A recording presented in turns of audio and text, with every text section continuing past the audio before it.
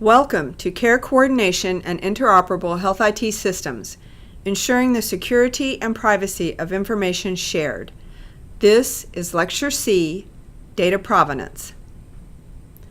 The objectives for this unit, ensuring the security and privacy of information shared, Lecture C, are to review interoperable systems for weaknesses in structure or processes, which may result in a loss of trust. Discuss the need for data provenance, and analyze the system specifications and functionality to establish data provenance.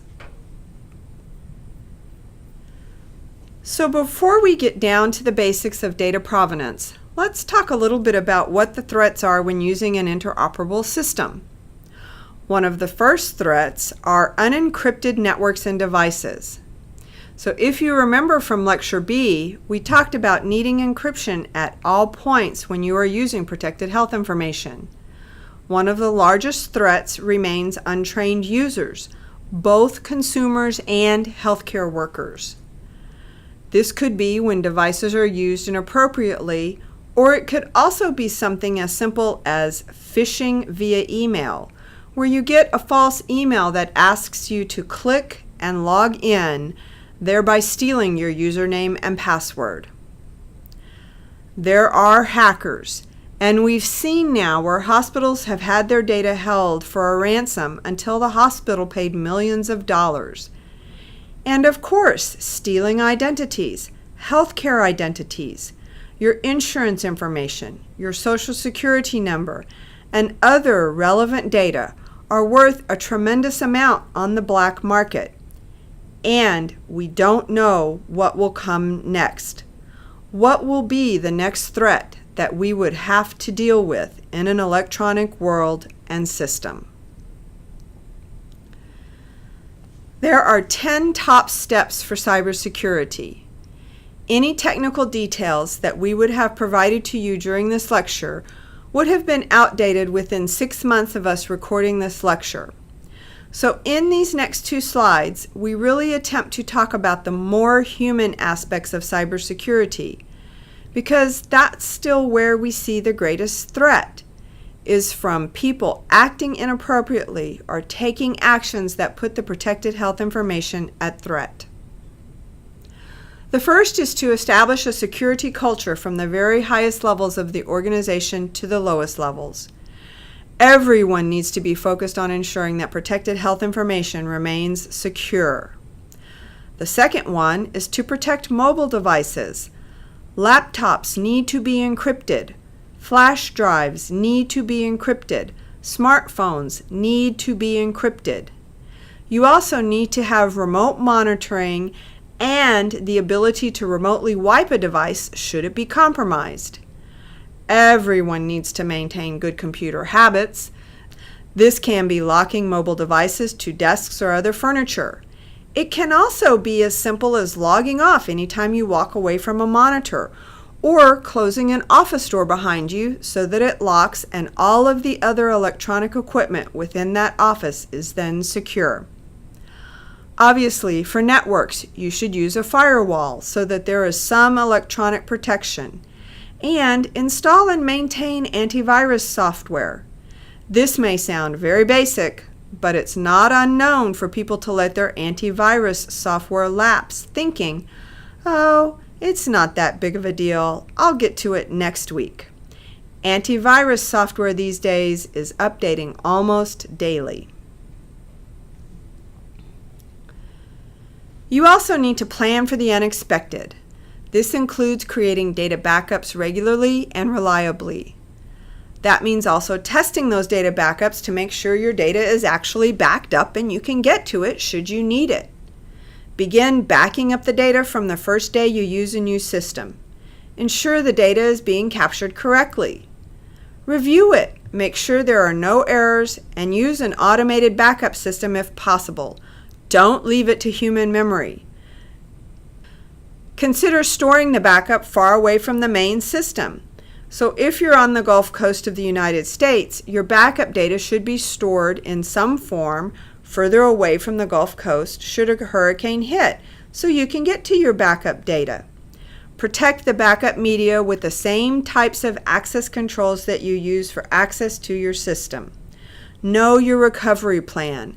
What data is backed up? When were the backups done? Where are the backups stored? What types of equipment do we need to restore them? So you can see this is involved. You also need to control access to protected health information. People need to have a reason to access PHI, and you need to have policies and procedures around that. And you need to have people who are in charge of providing access to the PHI. Use strong passwords and change them regularly. The standard is 90 days, and the standard is now 8 characters or more, a mixture of numbers, letters, and special characters. Use strong passwords and then have the clients change them regularly. Obviously, limit network access. Not everyone can have access to the data. Limit access so not everyone gets to access your secure network. Most facilities now have a secure network to run their operations on, and they have a guest network that is unsecured for people to use at their own risk. Don't allow everyone access to your secure network. Control physical access to data using measures such as card keys or biometrics, locked rooms, and locked doors. This is especially true for your most important servers and other technology. The security risk assessment is required, and it can also be very revealing.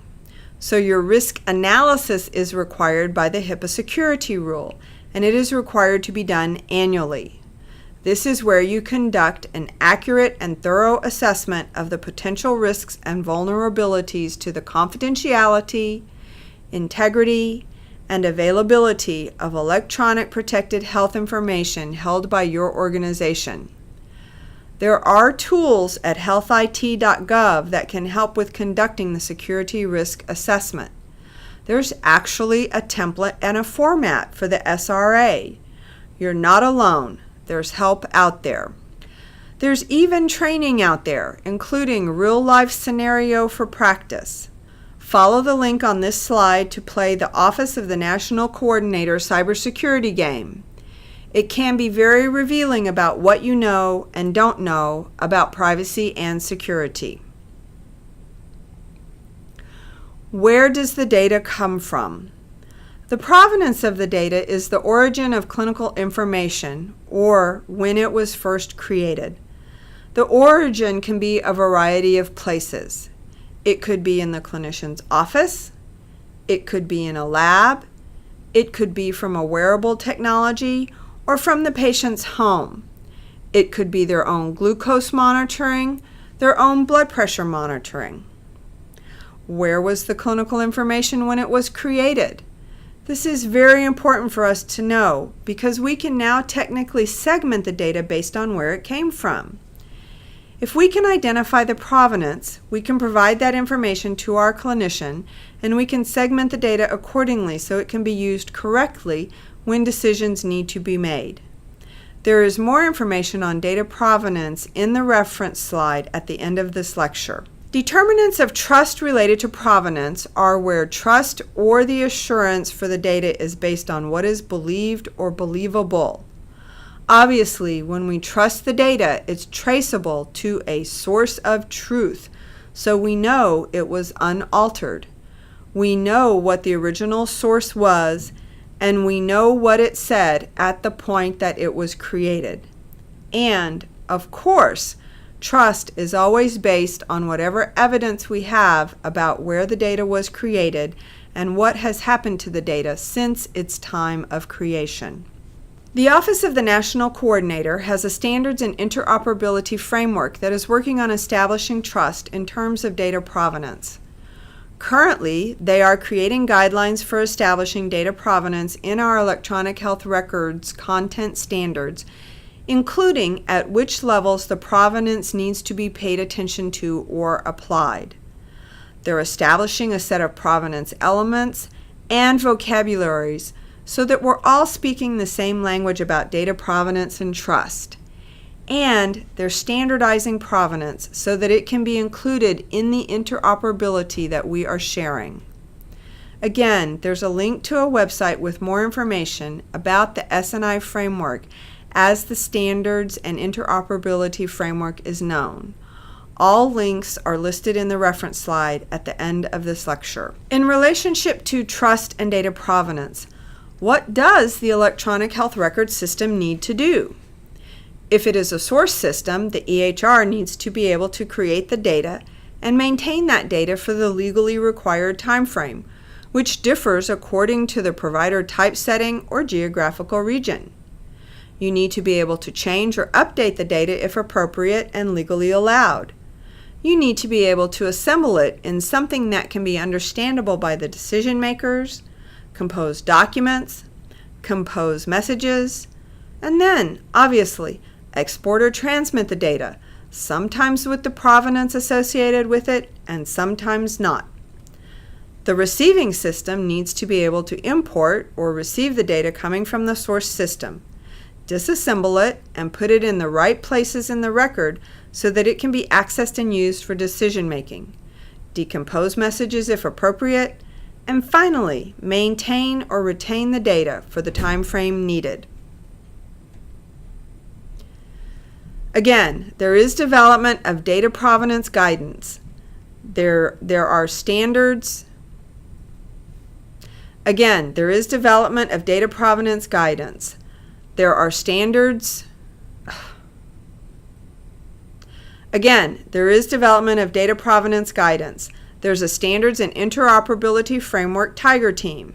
They are working with HL7, looking at the clinical document architecture and fast healthcare interoperability resources, or FHIR, really trying to answer three very important questions. Where did the data come from? Has it been changed? And can I trust it? Can I trust the data that I see in front of me? At the time of this recording, development and testing under the S&I framework was still ongoing. This concludes Lecture C, Cybersecurity of Unit 10, Ensuring the Security and Privacy of Information Shared.